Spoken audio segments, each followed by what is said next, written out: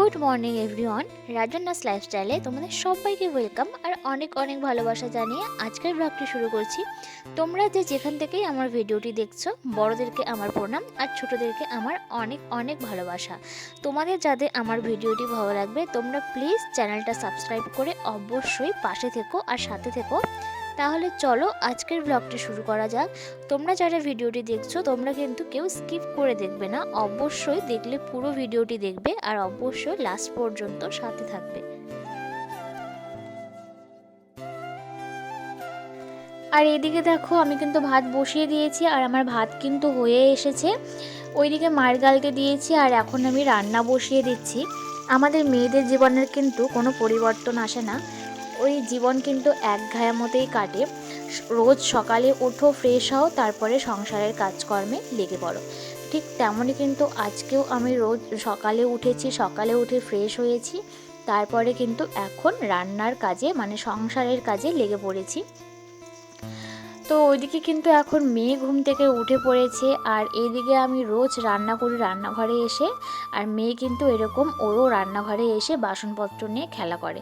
তো ওকে ওর মতো ছেড়ে দিয়েছি, ধরতে গেলে চিৎকার চেঁচামেচি করবে। আর এখন কিন্তু আমি অনেকটা তাড়াহুড়ো নিয়ে রান্না করছি, যেহেতু অনেকক্ষণ হলো মেয়ে ঘুম থেকে উঠে পড়েছে, তাকে খাওয়াতে হবে, খিদে পেয়ে গেছে, তার জন্য কিন্তু একটু তাড়াহুড়ো করছি। আর এখানে দেখো আমার ফুলকপির ঝোল করা কিন্তু হয়ে গেছে। তো আমার রান্না বাড়ির কাজ কিন্তু প্রায় কমপ্লিট হয়ে গেছে। আর এখানে দেখো এখন আমি বিছানাটা পরিষ্কার করে নিচ্ছি। ওইদিকে মেয়ে উঠে গেছে, তার পাপাও যেহেতু উঠে গেছে, তো ভাবলাম এই ফাঁকে আমি একটু বিছানাটা গুছিয়ে নিই। যতই তুমি ঘর গোছাও, যতক্ষণ না তুমি তোমার নিজের বিছানাটাকে পরিষ্কার করবে ততক্ষণ কিন্তু তোমার ঘর একদম অগোছালোই হয়ে থাকে। আর যতই ঘর অগোছালো থাকুক, তুমি বিছানাটা পরিষ্কার করবে তাতেই কিন্তু মনে হয় পুরো ঘর পরিষ্কার। তো দেখো আমি কিন্তু বিছানাটাকে গুছিয়ে নিলাম। আর এদিকে কিন্তু এই সেই করতে করতে 10টা বেজে গেছে। তো ভাবলাম মেয়েকে এখন কি খাওয়াবো। তো যেহেতু ভাত হয়ে গেছে, গরম ভাত একটু আলু সেদ্ধ দিয়ে একটু ঘি দিয়ে এটাই মেখে খাইয়ে দিই। তো দেখো এখানে আমি ভাত আর আলু চটকে নিলাম আর একটু ঘি দিয়ে মেখে নিয়েছি। আর এখানে কিন্তু ওর খাওয়া দাওয়া কমপ্লিট হয়ে গেছে, তারপরে যে ঘরে এনেছি ও বসে একটু খেলছে। বাইরে কিন্তু প্রচণ্ড হাওয়া, প্রচণ্ড ঠান্ডা পড়েছে 3-4 দিন ধরে। তো এই যে দেখো এখানে কেমন দুষ্টুমি করছে, ওই দিকে চোখ দেখাচ্ছে। চোখ দেখাতে বললে ও ঠিক এভাবেই চোখ দেখায়। আর তারপরে এখন দেখো এখন আমার কোলে আসার জন্য এই যে উঠে চলে এসছে। আর এই যে এখন কিন্তু মেয়ে ঘুমিয়ে গেল, এখন কিন্তু ঘড়িতে ওই 11টা বাজে। তো মেয়ে ঘুমিয়ে পড়লো, তো ভাবলাম এই ফাঁকে তোমাদেরকে কিছু জিনিস দেখায়। তো দেখো মেয়ের পাপা তো ছিল না, বাইরে গিয়েছিল, তো বাইরে থেকে এগুলো এনেছে।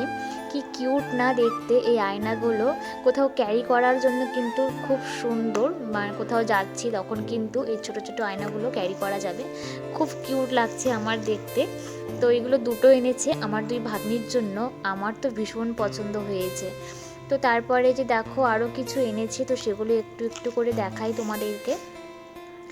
এই যে এটা হচ্ছে গলায় দেওয়ার, এটা হচ্ছে এনেছে গুনগুনের জন্য, খুব কিউট লাগছে এটাও দেখতে, কালারটা খুব সুন্দর। তারপরে যে দেখো টুপি এনেছে ওর পাপা ওর জন্য, মানে ওর জন্যই বেশি বেশি বেশি জিনিস নিয়েছে। এই টুপিটা নিয়েছে, তারপরে এই একটা টুপি এটাও নিয়েছে। তবে এই টুপিটা দেখে না ও একটু ভয় পাচ্ছে, মানে একটু ভয় পাচ্ছে এই টুপিটা দেখে, মানে এটা যখনই দেখাচ্ছি ও ভয়েই মাথায় পড়তে যাচ্ছে না।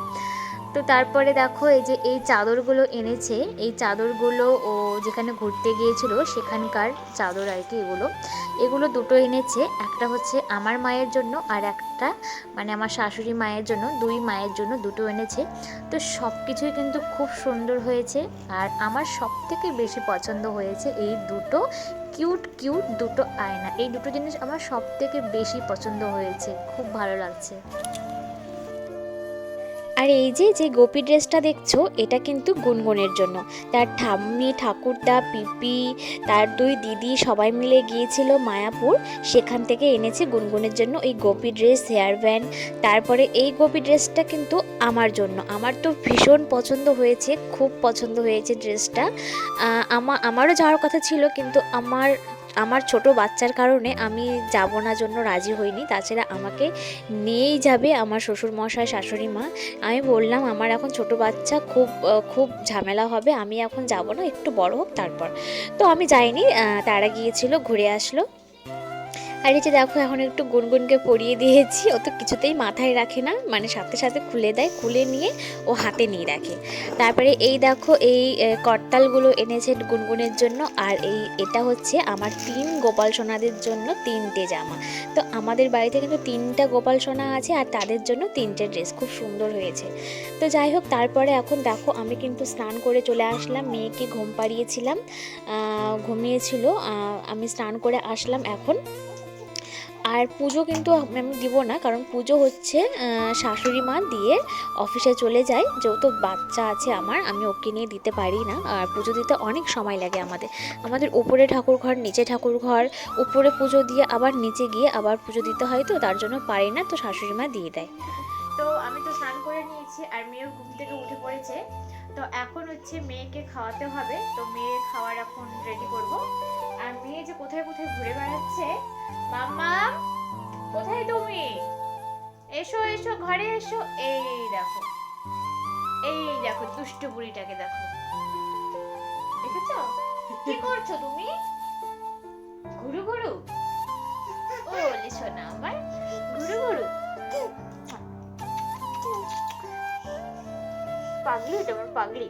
আর এখন বিকেলের দিকে দেখো রেডি হয়ে গিয়েছি, আর গুনগুন কিন্তু ঘুমিয়ে পড়েছে। যাচ্ছে হচ্ছে আমাদের যে গ্রামের বাড়ি আছে, সেখানে এক ভাসুরের মেয়ের হচ্ছে অন্নপ্রাশন, তো সেখানেই যাচ্ছি।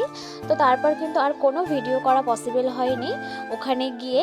তো এখন হচ্ছে সন্ধেবেলা, সেখান থেকে ফিরে এসেছি, ওকে এখন একটু খাইয়ে দিচ্ছি। তো আজকের মতো কিন্তু এখানেই শেষ করছি, আর ভিডিওটা কন্টিনিউ করব না। তোমরা যারা ভিডিওটা দেখলে ভালো লাগলে অবশ্যই সাবস্ক্রাইব করে পাশে থেকো।